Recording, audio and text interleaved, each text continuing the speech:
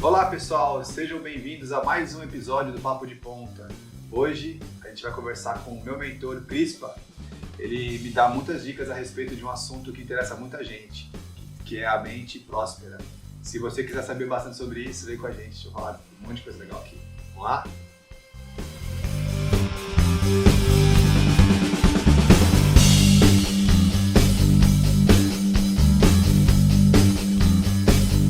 Fique esperto no nosso próximo episódio, a gente vai falar sempre sobre coisas em volta, que eu não vou falar sobre o próximo episódio. Esquece isso. Que próximo episódio?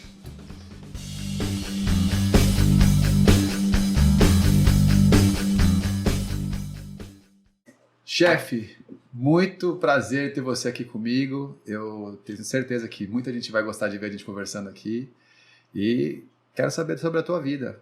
Prazer é tudo meu, Emerson. Obrigado aí pelo convite. E você sabe que eu adoro, né, falar sobre esse tema, esse assunto, porque eu tive a minha mente, né, mudada, transformada. E vamos lá, vamos conversar, ajudar o pessoal do Papo de Ponta aí. É isso aí. Aqui, o Papo de Ponta, vou explicar para você a origem dele, né? Quando eu cheguei na Tecnoponta, eu tinha 23 anos de idade. E aí, como é que a gente trabalhava? A gente trabalhava assim. A gente ia dar aula, né, das 19 horas até as 23 horas. E aí, quando acabava a aula, os alunos iam embora e os professores se reuniam ali na frente ali da Tecnoponta e a gente rolava umas conversas malucas, assim. Por quê? Porque era um professor de Linux com um professor de Windows, com um professor de Delphi, com um professor, sabe? Eram assuntos diferentes e a gente falava sobre o cotidiano de tecnologia. Aí foi assim a vida toda. A gente até chegou a jogar futebol depois, 1h da manhã a gente saía para jogar futebol, era bem legal. Quando eu saí da Tecnoponta, que eu fiquei lá durante uns 10 anos, né? Quando eu saí da Tecnoponta, e aí eu fiquei 15 anos fora, quando eu volto querendo bater esse papo, mas já não eram mais as mesmas pessoas, a estrutura já tinha crescido demais e tal. E eu falei, cara, mas eu sinto falta daquele papo de alto nível, com as pessoas que traziam conhecimento. Legal. Aí eu falei, pô, mas hoje dá pra fazer um podcast. Dá pra fazer. Aí eu juntei, comecei ali naquele formato ainda no Zoom, na época da pandemia.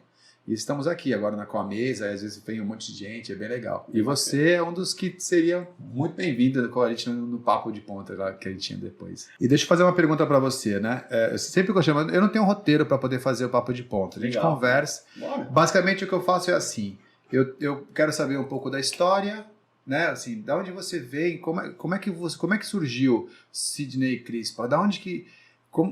O que come, o que bebe, de onde vem, qual é a tua origem? Eu venho do ABC, né? Eu nasci em São Caetano, morei em São Bernardo até meus 23 anos. E minha mãe, professora de matemática e de física, né, aposentada hoje. E meu pai, técnico contábil, trabalhou em algumas empresas em cobrança, etc. E eu venho dessa família bem tradicional, onde... O que os meus pais me ensinaram? Aqui a maioria dos nossos pais, nessa nossa geração, ensina. Você estuda, né, procura ali fazer uma faculdade, consegue uma profissão, consegue um emprego, vai lá, trabalha, e aí vai, luta pela sua casinha, seu carrinho, e depois de um tempo vai casar, ter filhos. Enfim, essa é a lógica comum, foi isso que eu segui até meus 35 anos. Então eu fiz engenharia, comecei na Mauá, terminei na Politécnica no interior de São Paulo, e com 23 anos eu mudei para o interior, fui para uma cidade chamada Vinhedo, que a minha empresa onde eu trabalhava mudou para lá, e fiquei no mercado automotivo um bom tempo. Certo. E aí, com 35 anos, alguma coisa eu falo que o bichinho do empreendedorismo me mordeu. Sim. Alguma coisa fala assim, não tá certo, eu preciso fazer algo para mim.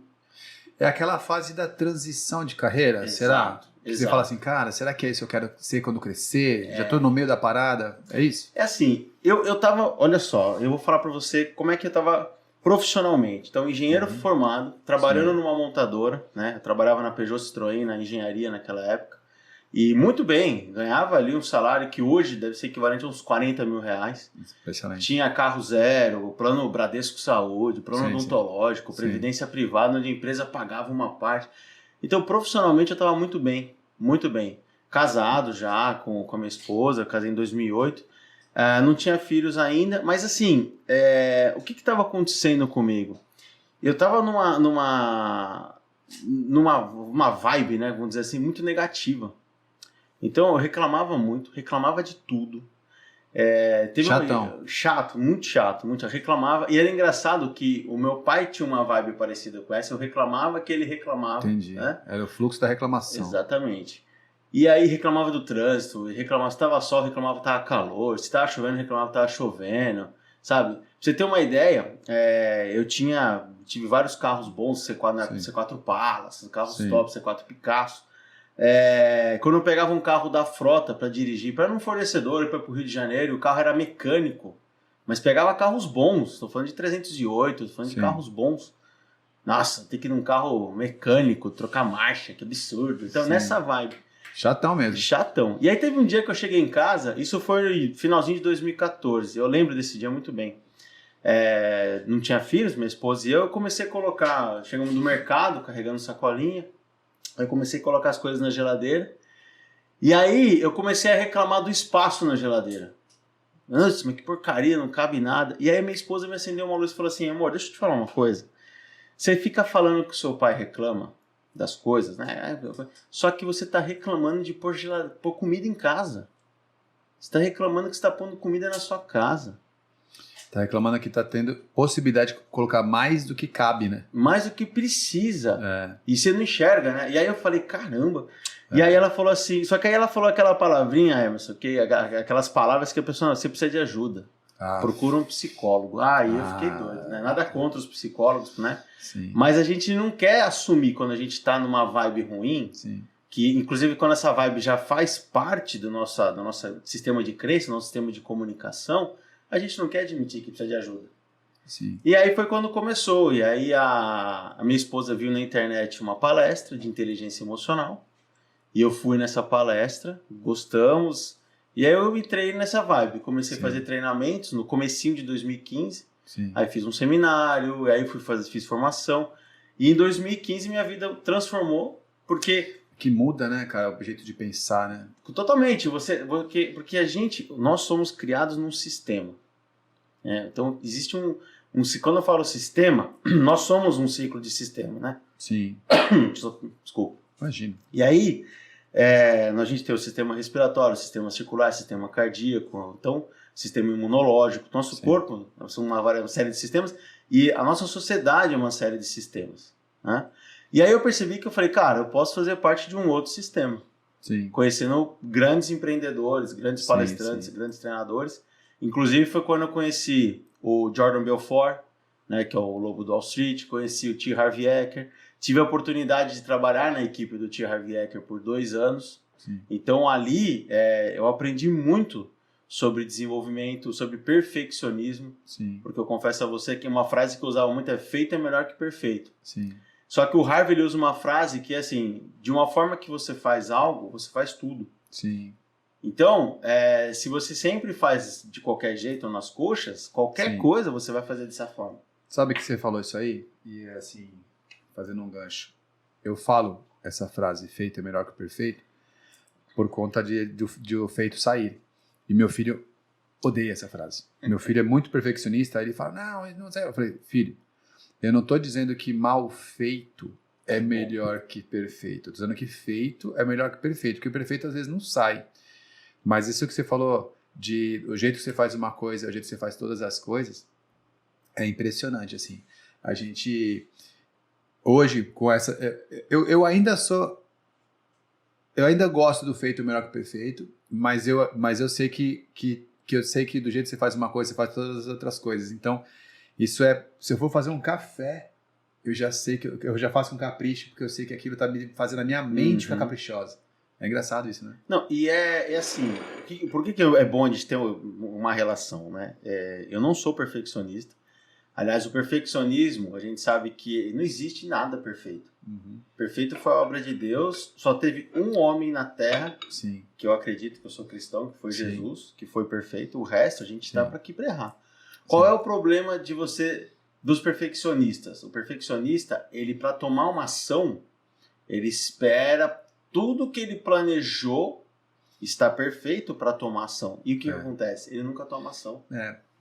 É aquela situação do dar um passo que Deus põe no chão. Exato. O perfeccionista não vai dar passo em chão. Não. Então, essa parte. Então, do jeito que você faz uma coisa, você faz todas as outras. Sim. Igual o pessoal, mas carro zero é gastar dinheiro fora, ok? Mas a partir do momento que você começa a botar uma crença que você merece e fazer no momento certo, não estou falando para fazer a loucura. Sim. Você vai ver que seu sistema de crença muda e você começa a ter mais prosperidade. E foi o que aconteceu comigo nessa questão de, eu ganho bem, eu tenho um bom salário, um bom emprego, só que isso não está me fazendo feliz.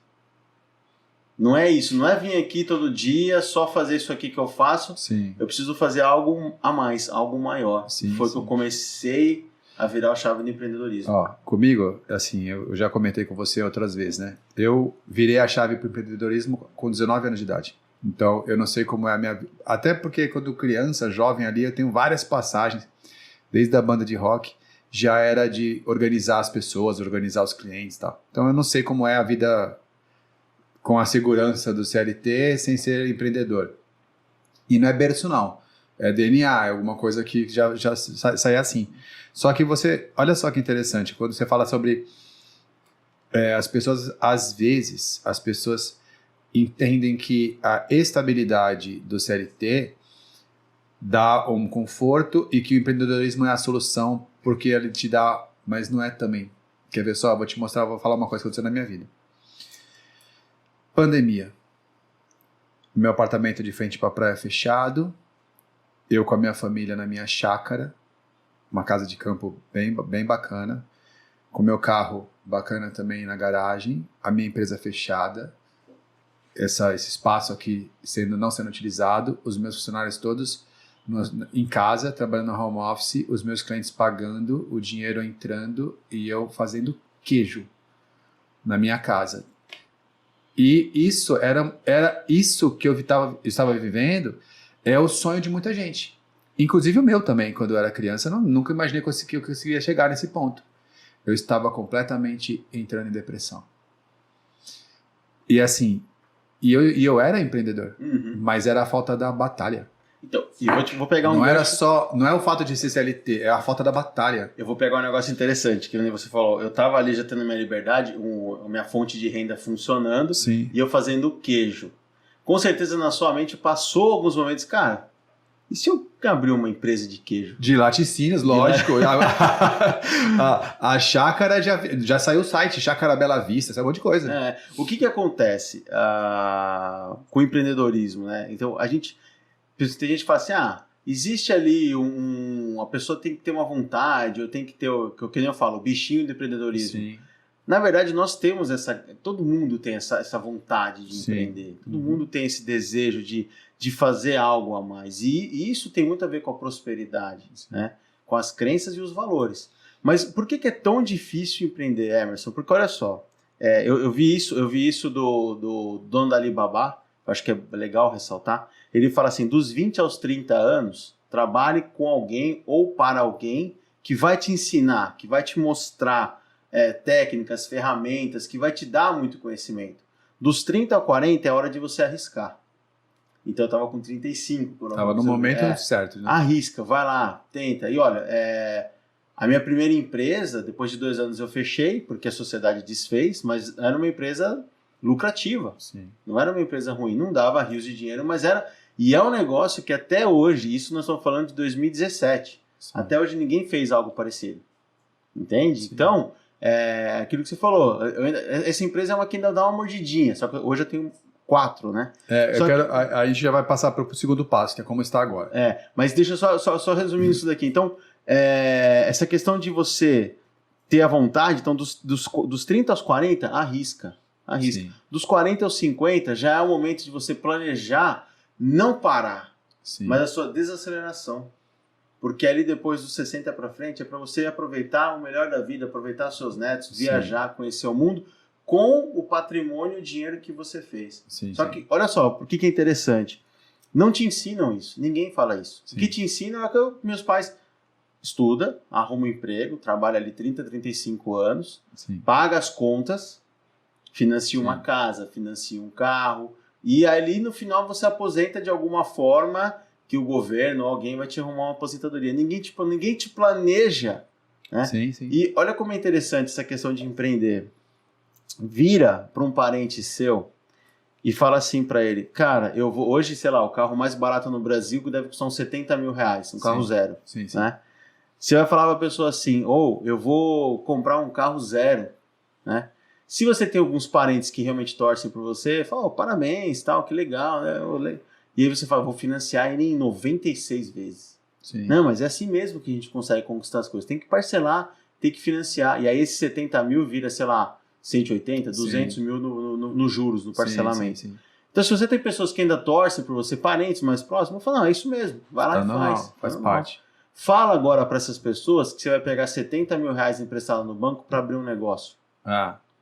Ninguém quer que você faça isso. Vão perguntar para você, mas você vai abrir o quê? Se a maioria das pessoas de cara fala, ih, rapaz, tem certeza? Olha, isso aí, abrir um negócio.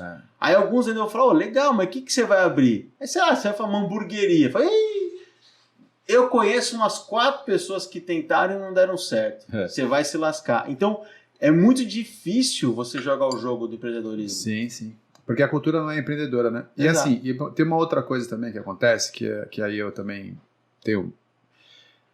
A cultura não é empreendedora. A gente não ensina os nossos jovens a empreender. Mas a vontade de ter o seu próprio negócio, ela é real, é do ser humano.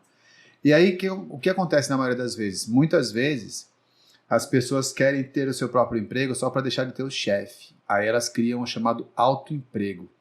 Né? Exato. E aí, autoemprego não é empreendedorismo. Eu demorei para entender isso. Porque ter o seu próprio negócio, trabalhar para si mesmo é autoemprego, não é empreendedorismo. Né? Então, montar o seu próprio negócio é trabalhar 10 vezes mais do que trabalhava para ganhar, às vezes, menos do que você ganhava, para poder construir, passar pelo deserto para chegar depois lá na Terra Prometida. Né? O que acontece é o seguinte, toda empresa nasce de um empreendedor. Sim, com certeza. Isso que você dá, aí é o que eu falo nos meus treinamentos. Então, para você começar um negócio, você tem que ser empreendedor. Então, o autoemprego é um empreendedor que está lá. Sim. Vamos dar um exemplo bem rápido, bem simples. Uma barraquinha de cachorro-quente. A pessoa chega um momento, ele fala, ou ele perdeu o emprego, ou ele... não quer ter mais chefe. Então, ele tem que entender que ele não quer ter mais chefe, sei lá, ele era, vamos supor, o cara trabalhava no escritório. E aí, no contas a pagar, vou usar o exemplo do meu pai. Só que ele decide abrir uma barraca de cachorro-quente. A partir do momento que ele decide abrir a barraca, e ele ali é o que vai servir, então ele vai ser o comprador, que vai ter que correr atrás do produto, do cachorro, da salsicha. Sim. Ele vai ter que ser o controle de qualidade, ele vai ter que ser o cozinheiro, ele vai ter que ser o garçom, o rosto, o marketing da empresa. Certo. Ele vai ter que garantir, buscar que os fornecedores vão trazer bebida. Então, olha, você acabou de falar, um empreendedor, ele é uma pessoa que faz várias coisas. Sim. Agora, se ele quer abrir algo, ele quer crescer, o que ele tem que fazer? Ele tem que entender que ele tem que ter um marketing. Aí ele vai ter que começar a abrir mão de alguns mecanismos. Agora eu tenho 2 barraquinhas de cachorro-quente, tem outra pessoa... E aí ele vira um empresário. Sim. Então, o empreendedor, quando ele está no autoemprego, ele ali está fazendo tudo. Quando ele começa a delegar com estratégia, vendo os números, quanto eu estou gastando de marketing, isso aqui que eu estou gastando de marketing, a minha receita é suficiente, dá para contratar e vai crescendo e fazer um planejamento estratégico de crescimento, aí ele virou um empresário. Sim. Mas sabe que você deve ter passado por isso, né? Quando você deixa de trabalhar para alguma empresa e começa a montar o seu próprio negócio. E quando você começa a chegar nesse ponto em que você começa a passar o seu serviço para uma outra pessoa fazer e você vai ficando mais na gestão, para quem sempre trabalhou, dá uma sensação de que você está deixando de trabalhar. Demora um tempo para você se acostumar com esse novo status de que o teu trabalho é gerir pessoas e não mais botar a mão na massa. Demora um tempo para fazer. Demora, com certeza. Porque tem o que acontece, né? Você tem ali tudo na sua cabeça. Sim. Né? Você sabe que você que faz, né? Sim. Voltando ao exemplo do cachorro-quente. O que ele tem que fazer? Ele tem que começar a desenhar processos. Como que é o processo de compra da matéria-prima para fazer o cachorro-quente? Ele tem que escrever isso. E aí ele escreve, contrata alguém para fazer a compra do material, vai contratar alguém para garantir que essa compra está correta, no preço justo, vai ter que contratar alguém para verificar se o sistema financeiro da empresa... Então, você entende?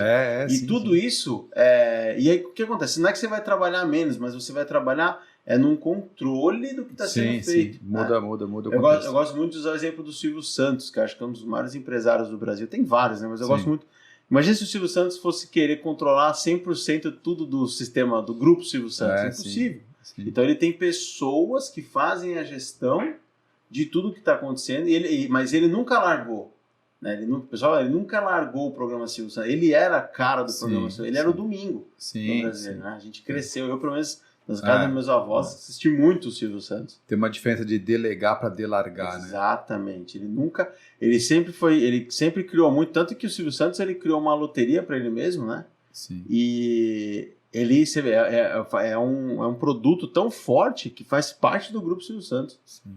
Né? E até hoje roda. Baú, até né? hoje. Não, o Baú não, é a Telecena. É verdade. A Telecena é um grupo do grupo Silvio Santos, de tão forte, é uma loteria dele. Sim. E assim, brigou com muitas pessoas para fazer acontecer. Mas o que acontece? Para você chegar num nível no Silvio Santos, você tem que entender o seguinte: você vai ter que confiar nas pessoas. Né? E ser empresário a pessoa que fala, eu tenho dificuldade de confiar que as pessoas me decepcionam. E aí eu não confio. Se você não confia em ninguém, você não vai conseguir crescer. Sim. Entendeu? Porque junto vai mais longe, né? Exato. Crispa, deixa eu fazer aqui um link pro nosso assunto. Nosso assunto é mente próspera, certo. Né?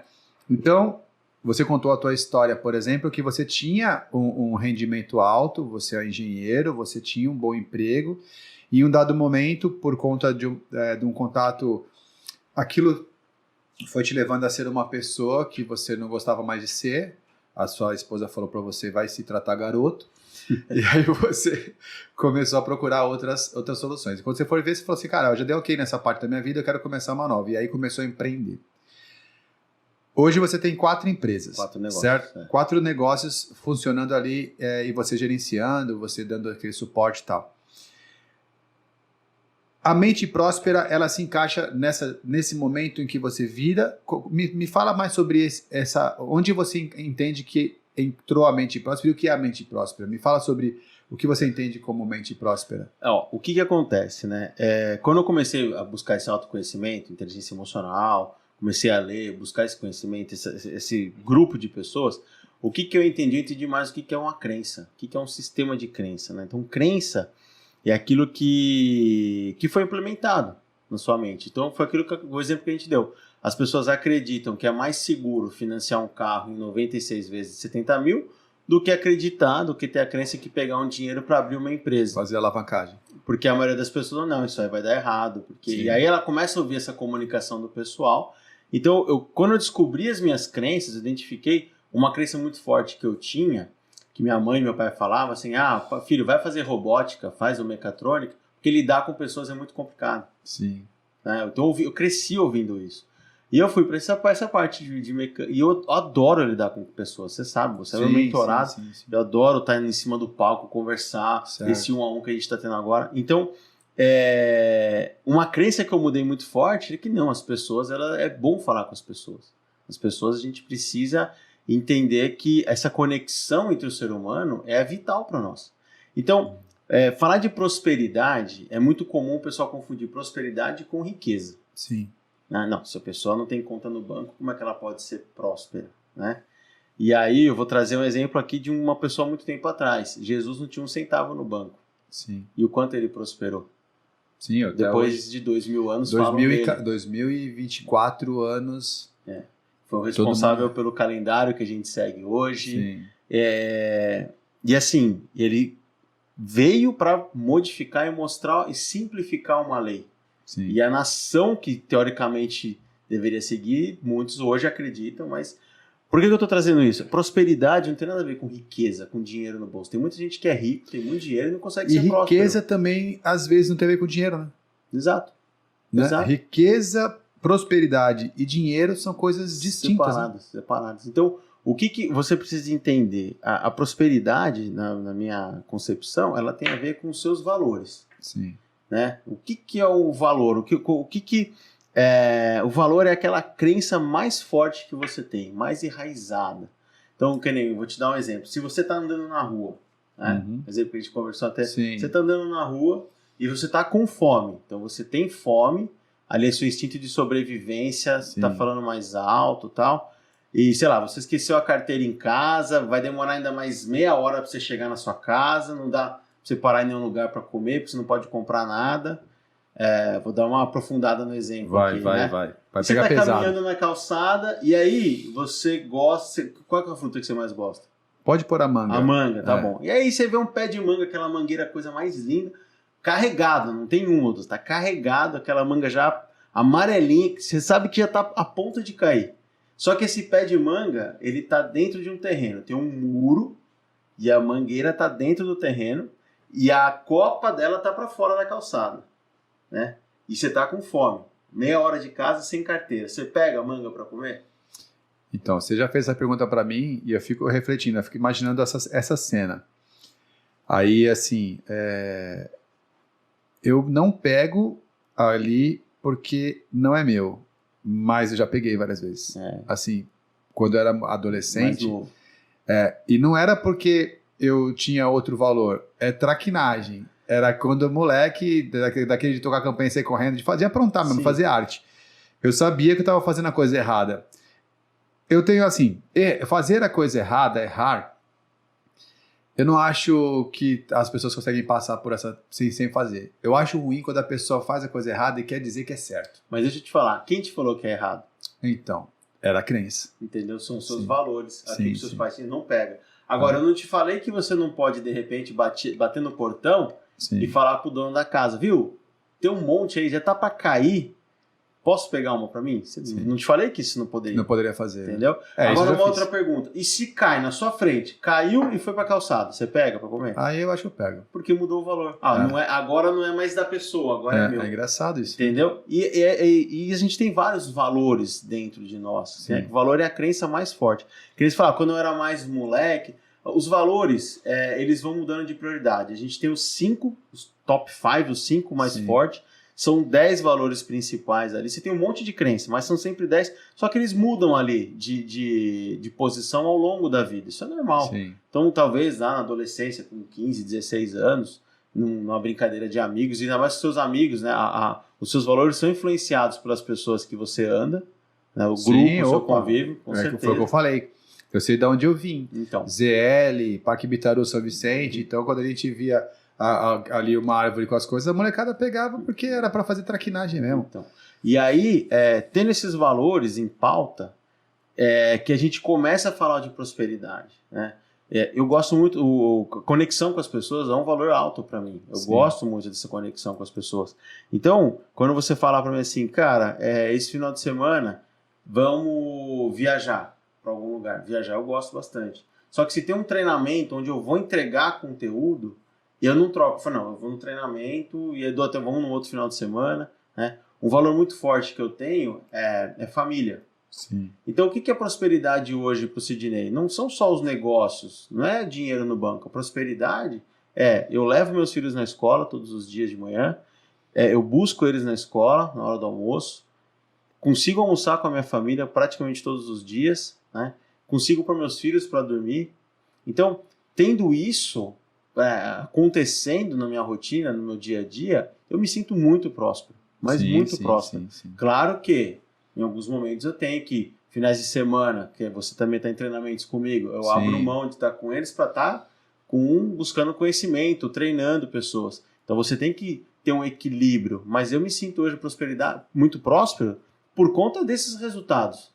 Não é questão de dinheiro ou de empresas, porque isso daí você consegue com uma estratégia, com planejamento, você buscando conhecimento e aplicando da forma correta, é isso que as pessoas precisam entender sobre dinheiro. Dinheiro é conhecimento e ação. Conhecimento e ação. Vai quebrar a cara? Vai. Vai dar errado? Vai. Só que, cara, é assim que você consegue crescer. Eu espero que aconteça, porque, na verdade, a pessoa que nunca deu errado no negócio, ela está se iludindo, achando que a vida é 100% certa, né? Fácil, né? E aí, quando um dia se precisar da força que você desenvolve quando você passa pelo deserto, aí a pessoa não aguenta. Exatamente. Né? Então, eu acho que Quando você sai lá do Egito para ir para a Terra Prometida, tem o deserto. Então, 40 anos. Né? Então, se você não tiver, se você não passar pelo deserto para poder entender qual é que é do deserto, tem uma coisa, eu tenho um cliente que tem uma academia de jiu-jitsu e ele fala que o legal do jiu-jitsu é que você aprende a ter conforto no desconforto. É isso mesmo. E isso eu achei bem interessante essa fala dele, falou assim, não é saber se livrar do desconforto, é aprender a... Será ali, o cara tá querendo arrancar a sua cabeça, você tá conseguindo se defender e acha um espacinho para respirar, para ter o conforto no desconforto. E aí quando você aprende a ter conforto no desconforto, ninguém te derruba mais. Exato. Aí eu acho que isso, e no empreendedorismo você aprende a ter conforto no desconforto quando você passa pelo deserto. Se você não tiver essa experiência de passar pelo deserto, você não vai ter essa habilidade de encontrar conforto no desconforto. E você precisa buscar sempre... A questão é assim, você tem que ter um equilíbrio na sua vida. Sim. Né? O que está acontecendo hoje, né? E esse equilíbrio vem com respeitando o tempo. O tempo de aprendizado. Você mencionou bem, foram 40 anos no deserto. Sim. Tá? E não faltou nada.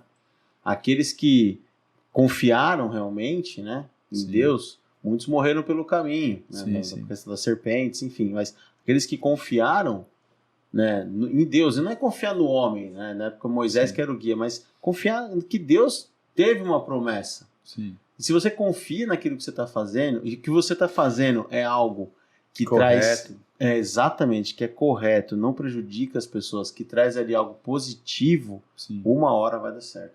É isso aí. Eu acredito muito nisso também. Às vezes, a gente, quando eu falei, né, que a gente estava tudo bem lá na chácara e tal, e de repente um amigo meu, que foi o cara que me deu a oportunidade de começar a dar aula, que foi o Rogério Lacerda, eu fiquei sabendo que a Tecnoponta estava fechando. E aí aquilo mexeu comigo emocionalmente, assim. E assim, nem posso ser um exemplo de empreendedor, porque o empreendedor não pode agir 100% pela emoção. Eu agi porque eu tinha uma conexão, eu tinha uma conexão afetiva com a empresa, porque me deu a oportunidade. Eu sempre respeitei muito as pessoas que me deram a oportunidade. E aí eu tinha uma conexão afetiva com aquela marca. E ver aquela marca caindo, eu falei, cara, all in. Minha esposa me apoiou, que é muito importante essa rede de apoio, exatamente. Né? A minha esposa me apoiou, vamos pra cima. E a gente pulou na granada. A verdade é essa, a gente pulou na granada. Não vou passar número, você conhece. Sim. A gente pulou na granada. Aí você pega 2, 3 anos de batalha no meio desse deserto e eu te falo, cara, eu tô muito feliz. Cansado da batalha, sei o quê. Mas eu me lembro eu fazendo queijo com 45 anos de idade, isso aí faz 3 anos, 45 anos de idade fazendo queijo, e eu me lembro assim, cara, acabou. É só isso? Será? Acabou. Vou terminar fazendo queijo? A minha esposa jogando milho pra galinha, a gente tinha tudo, cara. E eu falei assim, e aí, acabou? É isso? E aquilo ia me deixando deprimido. E na hora que eu coloquei o palito e a gravata, apertei a mão do Rogério e falei, negócio fechado, irmão, parecia o Rambo fazendo aquilo. É o desafio. Cara, aí a gente precisa, na nossa mentoria ainda você vai fazer, não fazer a ferramenta de valores, mas provavelmente o desafio é algo que te chama a atenção, é um valor bom, um valor deve estar entre os 10, se não entre os 5 em você. Eu acho que é o 1. Pode ser. Ó, essa empresa que você está aqui gravando no podcast, ela se chama Backside. Eu estava dando aula na Tecnoponta com 26 anos de idade. Uhum. 26 não, com 24 anos de idade. E eu tinha na minha cabeça que eu queria fazer alguma coisa. Eu tinha que empreender. Eu tinha que fazer alguma coisa. Eu tinha que produzir alguma coisa. O cara do KD tinha vendido o KD por milhões. A internet estava começando a aparecer os milionários assim. Eu falei, cara, eu preciso criar alguma coisa. Eu sei fazer. Preciso criar alguma coisa que seja relevante o suficiente para eu conseguir dar uma tacada dessa. E aí eu conto essa história. Tem uma história dessa no podcast já. Aí eu tava numa pizzaria daquela que você só passa pra pegar, delivery.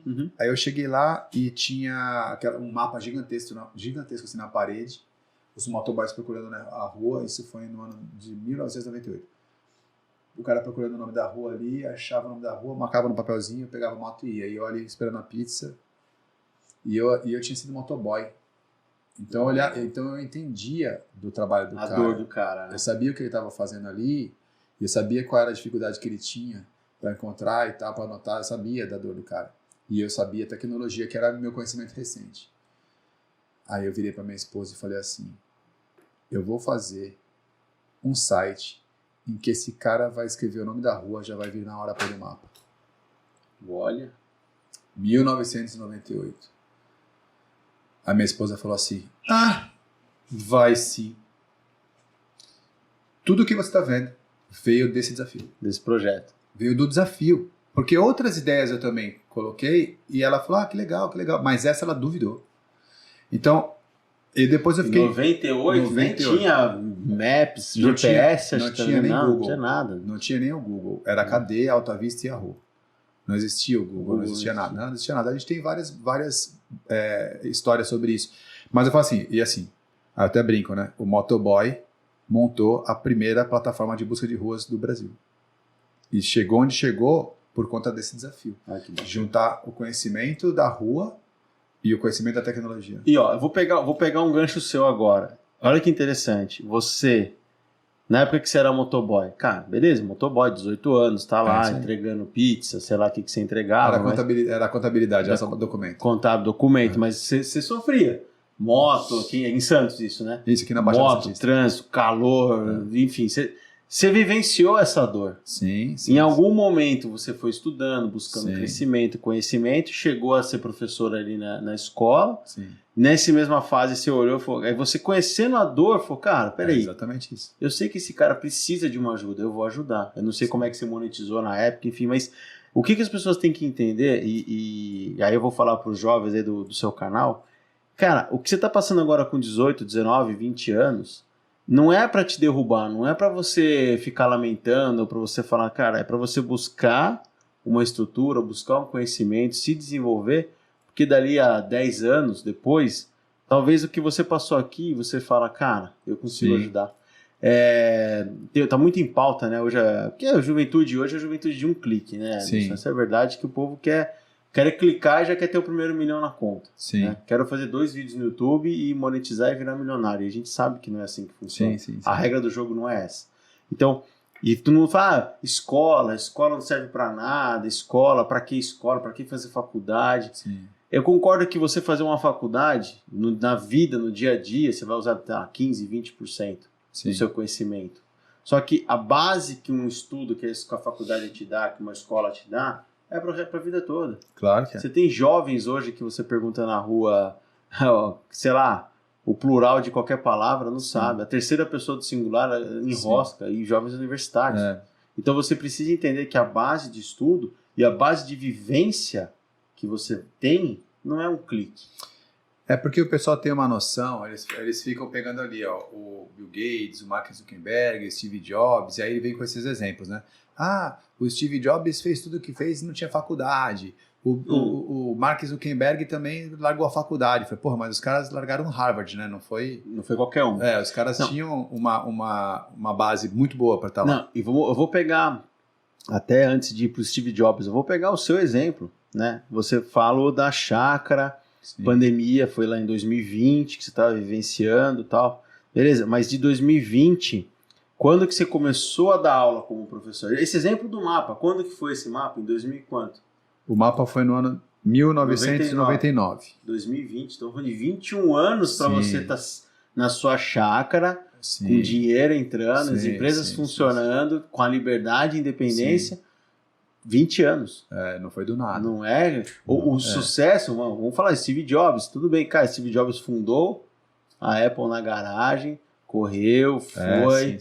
Encontrou investidores, foi mandado embora da própria Apple, e quando ele regressou, que ele revolucionou a empresa, criou essa empresa de $1 trilhão. Então não é... Mas esse negócio é bem maluco, porque, por exemplo, quando a gente vai falar sobre faculdade, eu fui para a faculdade depois de 13 anos que eu terminei o ensino médio. Então eu terminei o ensino médio, aí... Nós engravidamos, eu e minha namorada, casamos cedo e aí eu tive que ir para o campo de batalha. Não dava para poder... Ou eu comprava fralda, ou eu fazia faculdade e aí vamos para cima. Então eu construí uma vida, eu construí uma família ali. Eu tinha 22 anos e a Thaís tinha 17 anos. Uau! E a gente casou. Então foi uma vida bem no começo ali da guerra mesmo, né? Então eu trabalhava durante... Eu empreendi, deu errado, deu errado. E quando eu fiz isso, eu dava aula à noite para sustentar minha família enquanto os empreendimentos não davam certo. E aí eu trabalhava 16 horas por dia. Era mais ou menos isso. Era assim que acontecia uma coisa. Só que aí um dia eu fui num cliente, um cliente importante pra gente, e aí ele tinha contratado um consultor, e o consultor, numa reunião, falou assim, qual é a sua formação? Aí já pegou no meu calcanhar de Aquiles ali. Aí eu falei, qual informação você quer saber? Ele falou, eu quero saber qual é a sua formação. Aí eu falei, então, eu trabalho com tecnologia da informação, eu não tenho uma formação tradicional. Eu tenho não sei quantos cursos e aprendi tecnologia, sou autodidata, lá. Aí ele balançou a cabeça e fez assim. Eu me lembro dessa cena. Ele falou assim, você é mais um daqueles programadores que automatiza tudo que ele enfia na fuça. O teu software que foi feito aqui não está seguindo os parâmetros que devem ser seguidos na área de gestão. Eu vou ter que cortar você. Meu irmão, aquilo me cortou. Aí eu fui pro combate, né, com ele e falei, tudo bem, você vai me cortar, você vai perder. Aí comecei a negociar ali e tal. Salvei 30% do contrato, perdi 70% do contrato, era um contrato muito importante. Eu me lembro, Crispa, que eu saí dali, do cliente, eu saí dali direto para uma universidade para perguntar como é que funcionava. Como eu fui para uma universidade particular, eu falei, e vestibular? Ela falou, tá aqui, assina aqui, faz ali a prova ali, passou, dá que já paga, já entrei na hora. E me lembro da sensação de ter entrado, porque aí eu falei, cara, agora eu já tô dando um ok nesse débito. E para falar a importância disso, eu fiz a faculdade de administração. Justamente porque como eu já sabia tudo na área de tecnologia, ou eu achava que sabia, então eu fui fazer estudar gestão, para entender outras dores. E eu entendi a parada toda, não foi nas aulas que eu compraria um livro. Foi na matéria de sociologia.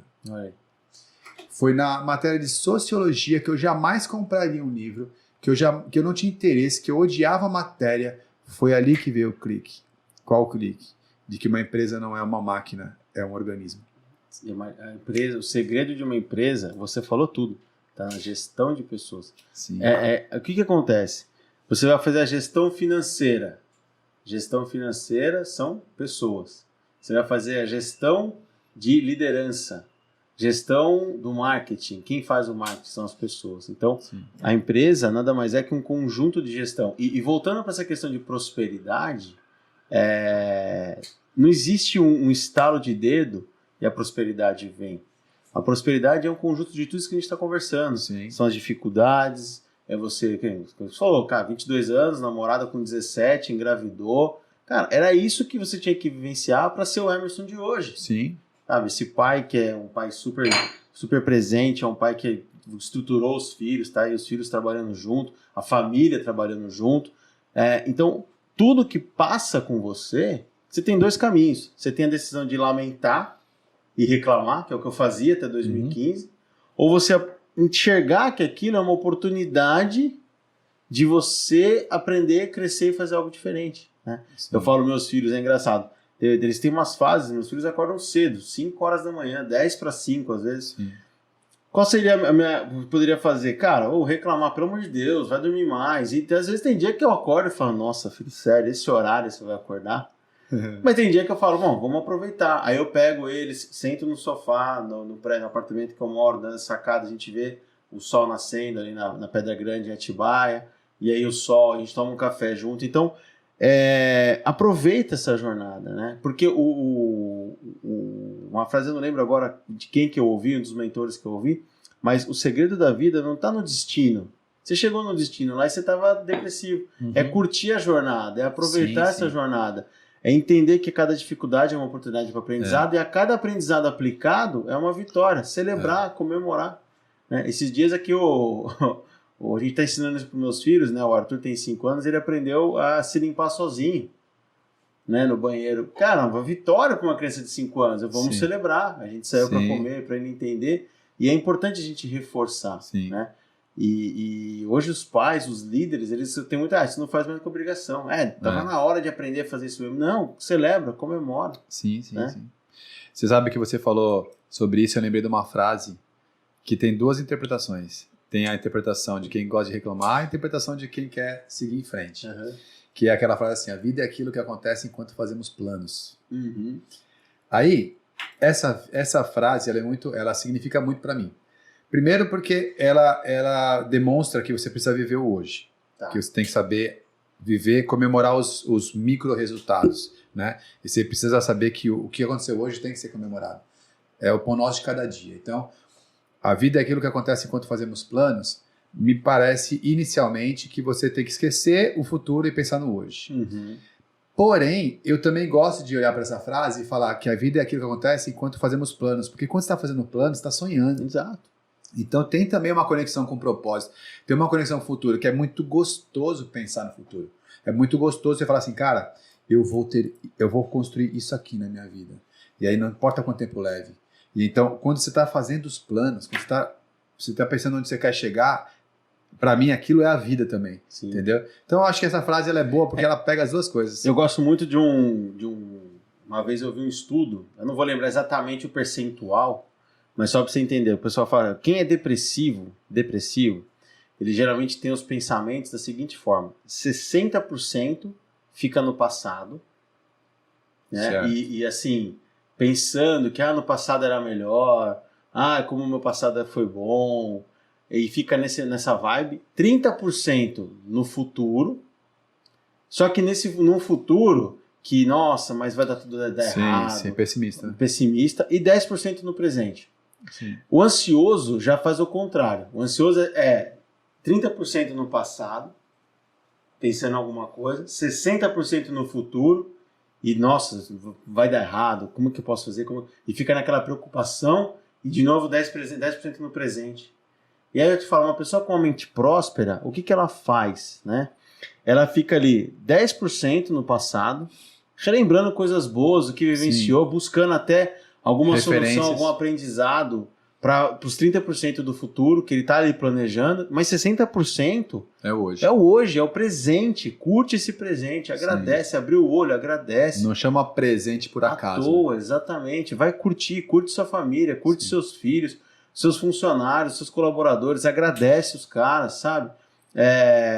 Recentemente a gente implementou a cesta básica na empresa e, cara, uma cesta básica, olha qual a diferença que faz na vida da pessoa, e é algo assim, que é simples. Então, a gente começar a entender que vivenciar o presente, vivenciar o agora, né? Isso é muito legal, isso é muito importante. Por isso chama presente, né? Exato. Bom, agora vamos dar o último passo da nossa conversa aqui. O que você enxerga para o futuro? Vamos lá. Você sabe que eu vim do futuro. Sim. Então eu quero ver se você vai acertar o que nós temos lá na minha base. É assim, eu penso que uma coisa que é certa que vai acontecer, e você que está na tecnologia, você vai concordar comigo. A gente vai evoluir a passos muito mais rápidos. Né? A evolução agora vai ser em PG, né? Progressão geométrica. Sim. Tá? Então eu digo assim, a forma que a gente se veste, a forma que a gente se alimenta, a forma que a gente se locomove, né? Então hoje a gente já está falando de carros voadores, né? Eu gosto de brincar que o Steven Spielberg errou, né? Porque no De Volta para o Futuro ele falou que em 2015 já ter carro voando, né? Mas já é uma realidade, já tem, né, vários projetos aí de unidades voadoras para locomoção. Eu acredito que a gente vai ali buscar uma autossuficiência, né? Então eu tenho uma empresa de solução sustentável, então eu acredito que energia elétrica e água, por exemplo, logo a gente terá unidades individuais, não vai ter esse sistema de distribuição caríssimo que existe hoje. Sim. Né? Existem vários fatores, o governo, essas vão um papo para um outro assunto, a gente pode até conversar mais sobre isso. A gente sabe que Sabesp, Eletrobras, essas coisas existem por outras coisas, mas eu acredito que hoje já é possível, com a tecnologia que existe, a você tratar o esgoto da sua própria casa e esse esgoto voltar a ser uma água potável. Você pode gerar com o sol a sua própria luz, isso já existe, está todo mundo vendo. Então, eu acredito que o que você vivenciou lá na sua chácara é algo que vai acontecer ao médio prazo, mas com uma tecnologia diferenciada, né? Porque o pessoal vai começar a buscar fazer suas próprias coisas. Então, eu penso que isso a gente pode pintar para um futuro aí. Só que uma coisa que não vai mudar é essa necessidade de conexão dos seres humanos. Esse tete-a-tete, essa conversa, isso de a gente se ajudar, né? Sim. E eu penso muito que prosperidade é você ajudar o próximo. Prosperidade quando você abre uma empresa, você não vai abrir só visando para não quero ter mais chefe, eu só quero ganhar dinheiro. Abre a empresa pensando em gerar empregos, pensando em ajudar realmente com soluções que vão trazer um benefício para as pessoas, e com certeza o seu negócio vai prosperar e sua vida vai prosperar. Muito legal. Eu gosto dessa ideia da prosperidade, do futuro ser como era antigamente, que eram as famílias dentro das suas casas. É o retorno dos Pereiras, dos Oliveiras, dos Nogueiras, né? Tipo, as pessoas voltarem para suas casas e produzirem de dentro de casa e não terem que ir ao mercado depois trocar essas coisas, porque isso vai ser tudo feito de forma eletrônica. Sim. Né? Então, acho que eu consigo ver o ciclo entre a primeira onda da economia, que é aquela onde as pessoas produziam e tinham lá o escambo, né? A segunda onda, que é quando surge o dinheiro e a indústria. E agora a terceira onda, que são as pessoas voltando para suas casas e produzindo de casa e entregando via internet. Eu acho isso maravilhoso. Eu amo essa para onde nós estamos indo em relação a isso, né? E tem uma coisa que você falou que me chama a atenção, porque eu já falei algumas vezes aqui, que é o seguinte.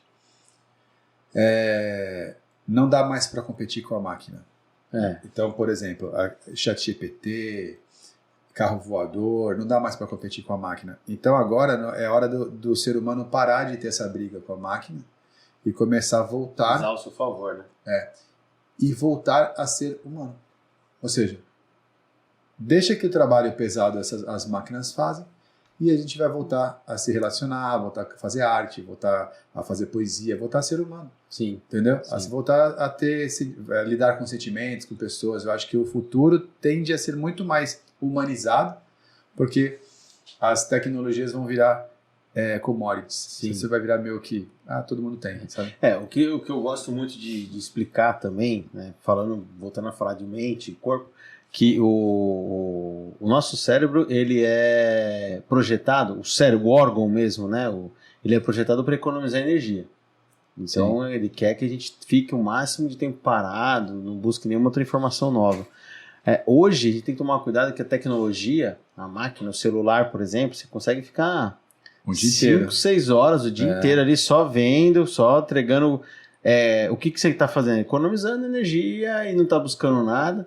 Enquanto a pessoa fala que não consegue 10 minutos ler um livro, porque a leitura ela vai fazer com que o seu cérebro gaste energia. Sim.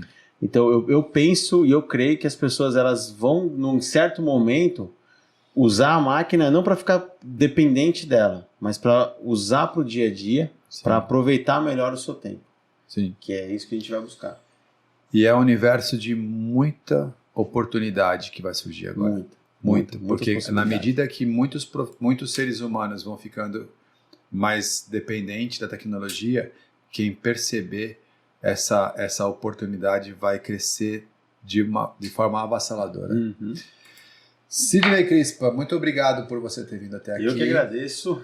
Eu gostaria de falar para você que é muito importante para mim a sua visita, que não vai ser a última, na verdade é só a primeira, que a gente vai fazer várias vezes esse nosso bate-papo. Deixar registrado aqui que esse material vai ser divulgado no Facebook, no YouTube, nas principais plataformas de podcast. Ok. Desejo para você todo o sucesso do mundo nos seus negócios. Para nós. É isso aí.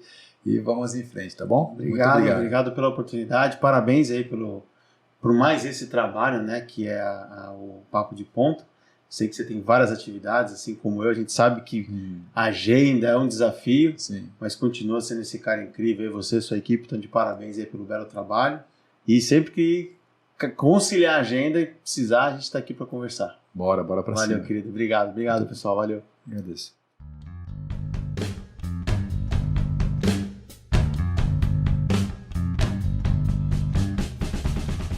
Bom, pessoal, então é isso. Se deixar aqui, eu fico o dia inteiro com o Crispa batendo papo. É um assunto que eu estou aprendendo, ele é meu mentor e é muito legal para mim compartilhar com vocês sobre isso. Eu espero que vocês tenham gostado do que a gente falou aqui. Vamos em frente.